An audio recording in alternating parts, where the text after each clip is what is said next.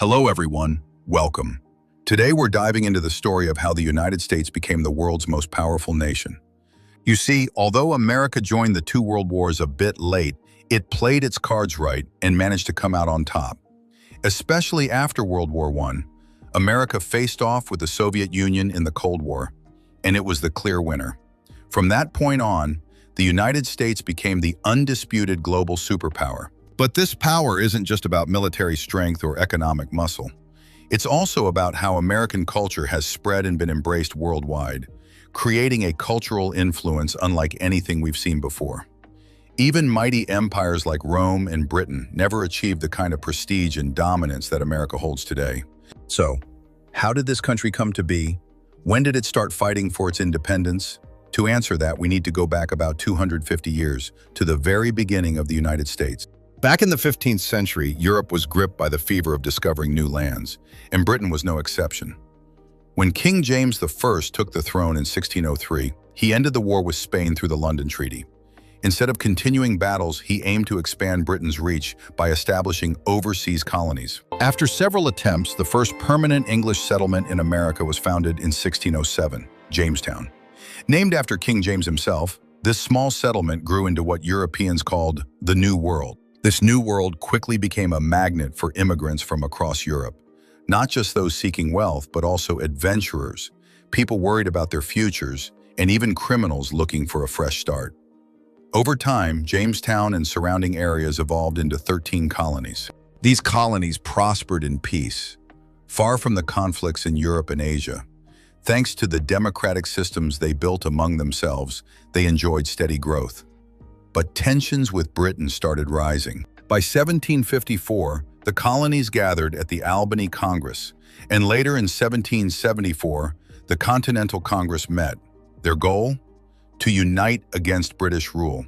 Their slogan was E pluribus unum, Latin for out of many one. Unity was their strength, but their true aim was independence. Of course, to justify rebellion, they needed a reason. A casus belli. Britain was heavily taxing the colonies, trying to recover from the expensive 7 Years' War with France. Though victorious, Britain was economically strained and hoped to ease its burden by taxing the colonies more. In 1767, the Townshend Acts were passed, forcing colonial officials' salaries to be paid from local taxes. This angered the colonists deeply. One famous protest was the Boston Tea Party, where colonists dumped British tea into Boston Harbor. This act ignited the flame of revolution. In 1775, George Washington took command of the Continental Army. Though he led 35,000 troops, early victories were few, mainly because his army lacked experience. After many battles, the colonies sought help from Europe, but aid was slow. Growing impatient, on July 4, 1776, they declared independence. That day is now America's Independence Day. Britain kept sending peace offers, but the colonies rejected them. Fighting escalated. General Howe defeated Washington on Long Island in 1776, and Manhattan fell to the British. Despite setbacks, the colonies kept fighting. That winter, Cornwallis pushed Washington's forces east of the Delaware River and set defenses in New Jersey. But on Christmas night, Washington crossed the icy Delaware River and launched a surprise attack on Cornwallis's camp in Trenton, catching the British off guard and winning a crucial victory. Washington followed up with another win at Princeton, proving Britain wasn't invincible. But the British kept pressing. Admiral Howe defeated Washington at Brandywine and captured Philadelphia. Washington settled his troops for a harsh winter at Valley Forge, struggling to maintain his army. Though he won at Germantown, victory over Britain was still far off. To strengthen the army, Washington invited Baron von Steuben, a Prussian officer, to train the troops. Von Steuben quickly instilled discipline and reshaped the Continental Army. In 1778, at the Battle of Monmouth, Washington's forces defeated the British again, signaling a turning point. That same year, France officially entered the war on America's side, followed by Spain and the Netherlands in later years.